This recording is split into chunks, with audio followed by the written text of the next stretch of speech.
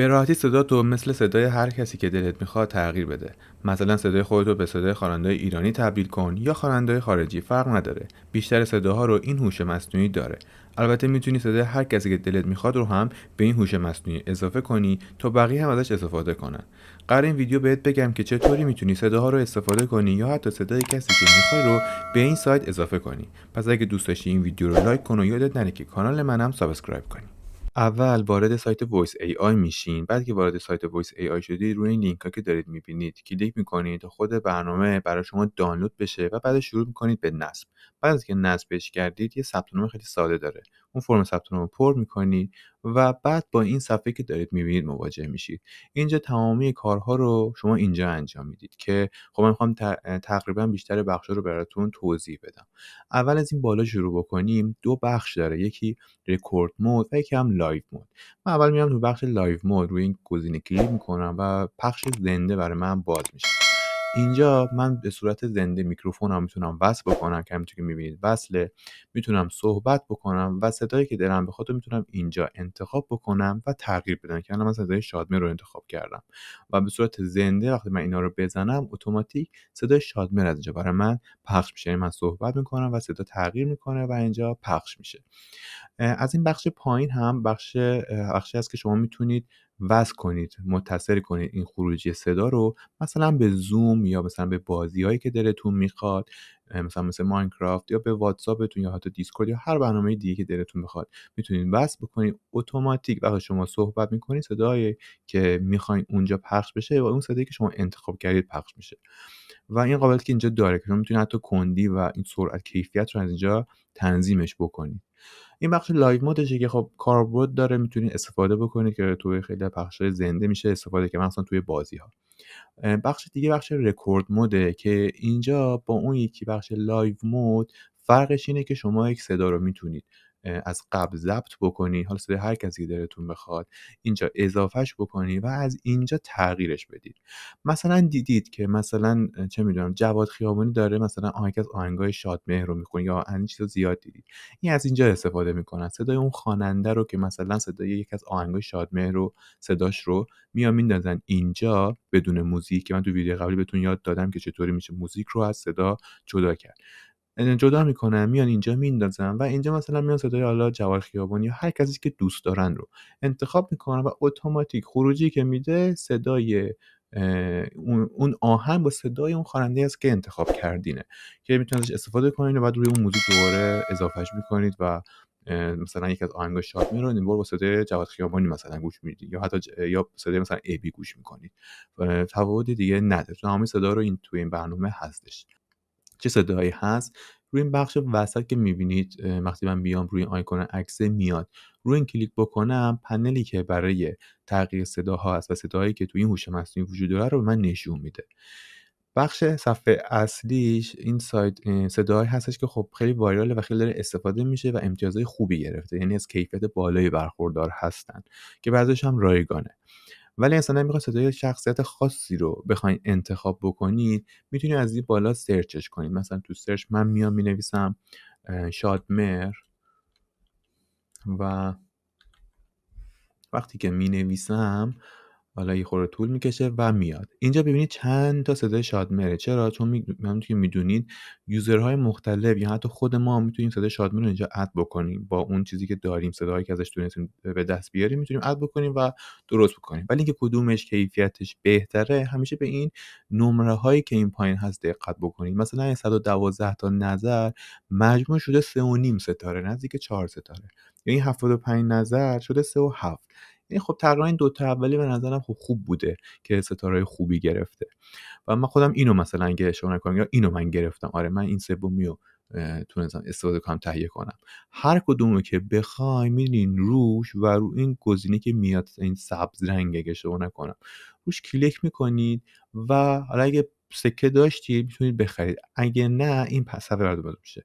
سکه رو خودش بهتون میده، یعنی این سکه که میبینید اصلا نگران نباشین که تموم شد دیگه به درد نمیخوره این برنامه. نه، این برنامه تو کامپیوتر شما نصب باشه همینجوری بمونه استفاده هم نکنید، تقریبا هر هفته یا هر روز اتوماتیک بهتون سکه میده. من مثلا فکر کنم دیروز شاید مثلا 3100 تا بود، مثلا امروز 100 تا به من اضافه کرده. خودش همینجوری سکه بهتون میده که بتونی از تو برنامه استفاده بکنی. ولی اگه بخواید خب خیلی خرید بکنی، همه صدا رو داشته باشی، خب باید بخرید، سکه بیشتر بخرید که خب دیگه اون دست خودتونه. ولی اگه رایگان میخواین استفاده کنی، همین تو برنامه تو کامپیوترتون باز باشه بهتون سکه میده. حالا مثلا خب هر کدوم سایه خاصی، من شادمه رو خواستم انتخاب کردم و وقتی انتخاب می‌کنی اتوماتیک توی این بخش آموزش‌ها اینجا قرار میگیره و دانلود میشه. این حالا مثلا صداهایی است که خب دارید می‌بینید که حالا من گرفتم و اینجا قرار داره. حالا مثلا میتونید صدای کسای دیگه هم استفاده کنید. من اینو پاک بکنم. اینجا میتونید زبان‌های مختلف رو پیدا بکنید که مثلا عربی داره، همه زبان‌ها رو اینجا هست که هر کدوم بزنید زبان اون کشور با افراد معروف اون کشور رو برای شما میاره و هر کدوم دلتون خواست میتونید انتخاب کنید. مثلا من اگه فارسی رو اینجا انتخاب بکنم و بیام توی همه اینا، صدایی خودم گرفتم.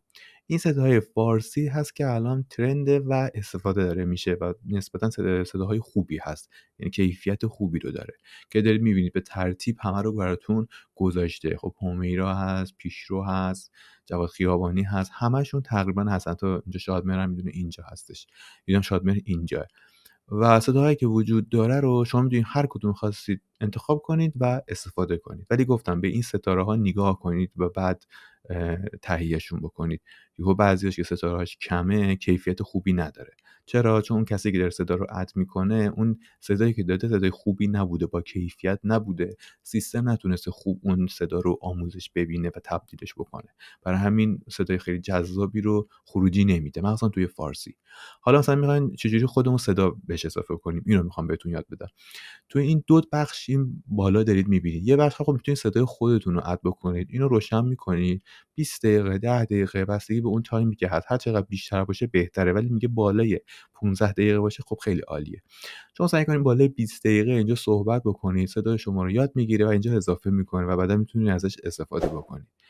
تو این بخش آپلود حالا صدای یک کسی دیگر رو شما میخواید اضافه کنید، حالا یه خواننده، بازیگر، هر کسی که بعد نظرتونه، تو این بخش آپلود میاین کلیک میکنید، این صفحه برای شما باز میشه. اینجا میاین اسم طرف رو مینویسید، مثلا من مینویسم آرش، میخوام صدای آرش رو اد بکنم. اینجا میام کسی که درستش کرده، مثلا خودم درست کردم، میتونم اسمم بنویسم، میتونم ننویسم، میتونم مثلا یه ای بذارم، هر چی که دلتون خواست میتونید بذارید، این دست خودتونه. این بخش زبانه، شما باید مثلا زبان فارسیه، خب من میام فارسی رو اد میکنم و حالا هر زبان هر کشوری که بود بعد اد بکنی که اینو باید درست اد بکنیم، به خاطری که با اون نوع گویش اون صدا رو میشناسه کامپیوتر و سیستم. و اینم کاتگوریشه که دسته‌بندیشه، بازیه، نمیدونم برای کارتون، ربات، به چه صورت هستش، شما آدم واقعیه، اینا رو باید انتخاب بکنید. من مثلا میگم آدم واقعی، مثلا هر دسته‌بندی که دلتون بخواد میتونید انتخاب بکنید. اینجا هم تگ، چند تا تگ مثلا میتونید براش بزنید که حالا هر مدلی که دلتون خواست میتونید چند تا تگ اینجا اضافه بکنید. این بخش مهمیه که شما باید بالای 20 دقیقه صدای خود اون خواننده، اون شخص رو اضافه بکنید بدون موزیک. مثلا اگه خواننده است، صدای با موزیکش رو نباید اد بکنید، صدای خود اون خواننده. من این بالا لینکش رو میذارم که چجوری میتونید صدای یک شخص رو از آهنگش جدا بکنید، اونم با کیفیت خیلی خوب.